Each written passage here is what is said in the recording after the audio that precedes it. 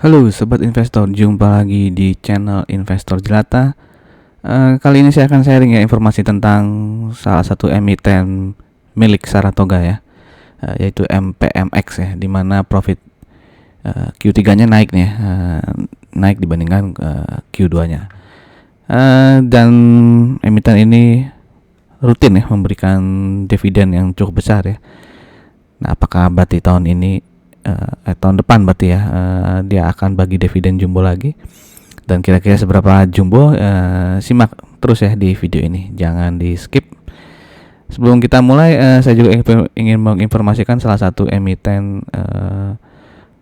di bursa kita, yaitu Bluebird ya, yang Q3-nya masih terus naik ya, dan juga dia masuk ke bisnis baru nih ya, ke sektor bisnis baru. Nah, jika teman-teman tertarik ingin nonton video ini, silahkan cari di playlist channel saya, atau nanti linknya saya taruh di pojok kanan atas seperti biasa. Oke, kita masuk ke MPMX ya, yaitu PT Mitra Pinastika Mustika, di mana Saratoga memiliki 56,7% saham ini ya. Oke. Dan dia perusahaan yang menjual mobil ya, distribusi dan retail mobil dan juga motor ya. Lalu ada juga rentalnya, ada juga asuransinya ya. Oke. Ini didirikan oleh Bapak William Suryajaya ya, MPMX ini. Oke, dan dia masuk ke bursa ini ya, tahun 2013 ya, masuk ke Bursa Efek Indonesia. Ini ya tadi yang saya bilang ya, 56,7 lah kalau dibulatin, 56,69% dimiliki oleh Saratoga Investama dan 5% dimiliki oleh PT Persada Capital Investama. Jadi sisanya dimiliki oleh publik ya. MPMX ini memiliki wilayah operasional di Sumatera, Jawa, Bali, Nusa Tenggara, Sulawesi, dan juga di Kalimantan ya. Kita flashback ke tahun 2022, di mana pendapatan dari MPMX ini naik sebesar 6,96% dan profitnya naik 60% ya, menjadi 661 miliar dibandingkan tahun 2021 profitnya hanya 411 miliar. Nah, bagaimana di tahun 2003? Di sini kuartal 1 ya, pendapatannya naik 21% ya dibandingkan kuartal 1 2022 ya, tapi profitnya turun 9% ya dibandingkan kuartal 1 2022. Begitupun di kuartal 2-nya dia turun lagi ya profitnya ya, sekitar 17% ya. Jadi sampai kuartal 2 masih lebih jelek ya dibandingkan tahun lalu ya. Nah, bagaimana di kuartal 3 ini yang laporan keuangan sudah dirilis? Sebelum kita masuk ke kuartal 3-nya, saya ingin mengajak lagi untuk teman-teman yang baru saja mampir di channel ini atau yang sudah sering mampir tapi belum subscribe, silahkan di subscribe dan klik loncengnya agar tidak ketinggalan informasi-informasi yang mungkin saja berharga untuk teman-teman investor semuanya. Nah, kita masuk ke laporan keuangan dari Januari sampai September 2023 ya, di mana di sini pendapatannya naik ya 22,7% jika dibandingkan periode yang sama di tahun 2022. Tapi biaya pokok pendapatan juga naik ya 22%. Laba brutonya naik menjadi 26,9% dan laba usahanya naik 33,19% ya. Tapi laba bersihnya turun ya 7,65% ya. Oke. Sehingga ini juga ya, earning per share pasti turun juga ya, sekitar 7%-an ya. Nah, ini penjualannya masih dominasi oleh penjualan kendaraan bermotor roda 2 dan roda 4 ya. Jadi yang pendapatan dari asuransinya ini hanya 1%-an kali, 1-2%-an ya dari total pendapatan MPMX ya. Nah, kenapa saya bilang naik ya tadi ya di judul ya? Karena kalau kita bandingkan revenue kuartal 3 tahun ini ya versus kuartal 2-nya, itu kan ada kenaikan ya 3,14%. Begitupun profitnya ya, di mana kuartal 2 hanya profit 133 miliar, di kuartal 3 ini menjadi 157 miliar gitu ya. Jadi kalau kuartal 2 versus kuartal 3 aja naik ya. Dan kuartal 3 tahun ini dibandingkan kuartal 3 tahun lalu juga ada kenaikan ya. Kenaikan 7 miliar ya. Jadi kalau dihitung tuh ada kenaikan 4,67%. Kalau yang kuartal 2 tadi versus kuartal 3 tahun ini itu ada kenaikan 18,05%. Jadi ada perbaikan income ya dari kuartal 1, kuartal 2 dan kuartal 3. Bisa dilihat di sini kan tadi kuartal 1 2003 tuh lebih rendah ya dibandingkan kuartal 1 2022. Begitupun kuartal 2-nya masih kalah dibandingkan kuartal 2 tahun lalu ya. Nah, sekarang dia sudah ada kenaikan ya.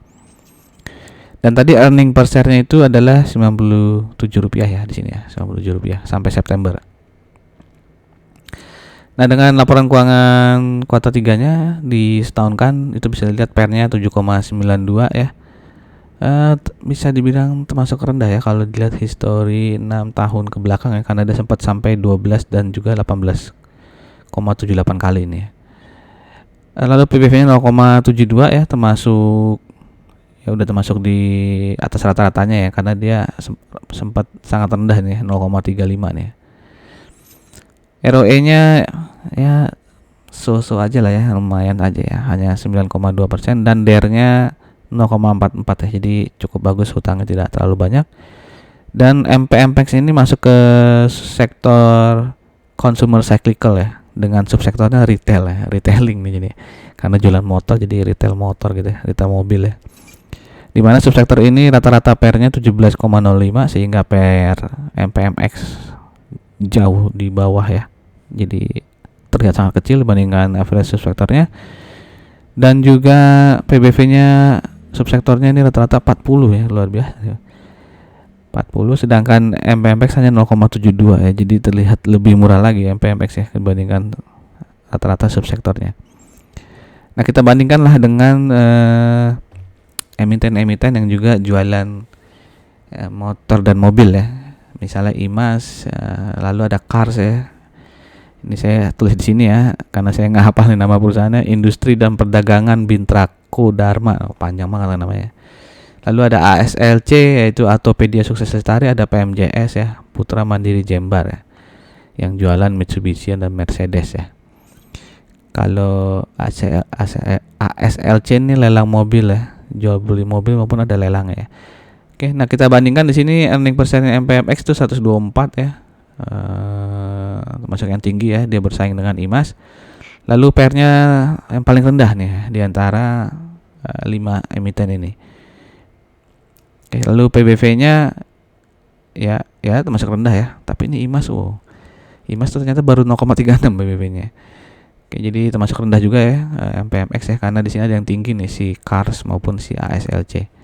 Dan ROE-nya ya tadi yang saya bilang, ROE-nya lumayan ya, tidak terlalu tinggi ya kan. Di sini ada yang tinggi nih ya, si Cars nih tinggi banget ya, 2,46 ya. Tapi dia lebih tinggi dibandingkan IMAS nih, ROE dari MPMX. Jadi masih bisa dibilang harga wajar lah MPX ya.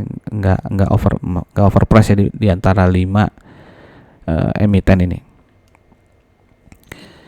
Nah, ini chart ya, kalau kita lihat dia sedang ya nggak kemana-mana ya, sedang sideways lah ya, sideways di antara harga 970 sampai dengan 1100 ya. Ya kecenderungannya downtrend lah ya, tapi ya kita bisa anggap juga dia sedang sideways ya, di mana 1100 itu ada gap ya yang belum tertutup ya, 1100. Jadi ya masih menunggu arah kemana nih ya. Selama dia tidak tembus 970 ya mungkin dia masih akan bergerak di antara 970 dan 1100 ini ya. Oke, nah ini histori dividen dari MPMX ya, di mana dia rutin membagikan dividen ya, kecuali 2018 nih ya, absen ya. Dan biasanya dia hanya membagikan dividen 1 tahun sekali ya, jadi langsung dividen final ya, dividen annual. Dimana bisa lihat di sini DPR-nya, dividen payout ratio-nya bervariasi ya.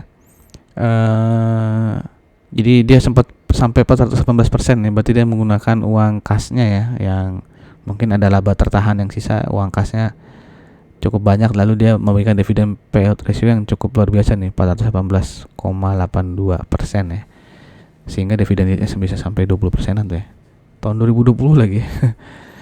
Oke, dan tahun lalu dividen payout ratio-nya adalah 88,61% ya, jadi dia udah 2 kali nih sekitar 88 ya, di tahun 2019 juga 88% ya. Nah tadi kan earning persennya sampai dengan ini saya salah tulis ya, sampai September ya, Januari September itu adalah Rp97. Sehingga kalau kita asumsikan sampai Desember ya, berarti 97 bagi 3 kita kali 4 lah, itu kira-kira Rp129 ya earning persennya sampai dengan Desember. Dan kalau kita asumsikan ya, dividen payout ratio-nya adalah 88% seperti tahun lalu, maka dividennya kira-kira Rp113,5. Dan jika menggunakan harga penutupan di hari Rabu kemarin ya di Rp990, maka dividen yield-nya itu sangat besar ya, 11,4% gitu ya. Dan biasanya bagi dividennya di bulan 5 atau bulan 6 ya, bulan Mei atau bulan Juni. Ya, jadi pilihan ada di teman-teman semua ya, mau beli sekarang ya mumpung harga 990 atau nunggu ya. Siapa tahu turun lagi ya sampai ke 900-an gitu ya, 920 gitu ya. Atau ya beli sekarang aja, takut ntar harganya naik nih, keburu banyak yang ngomongin MPMX ntar harganya naik gitu ya. Oke, demikian saja informasi dari saya. Bagaimana pendapat teman-teman? Apakah teman-teman yakin ya akan MPMX akan bagi dividen cukup besar ya, dividen Rp113 atau malah lebih tinggi? Silakan tuliskan pendapat teman-teman di kolom komen ya. Demikian saja dari saya.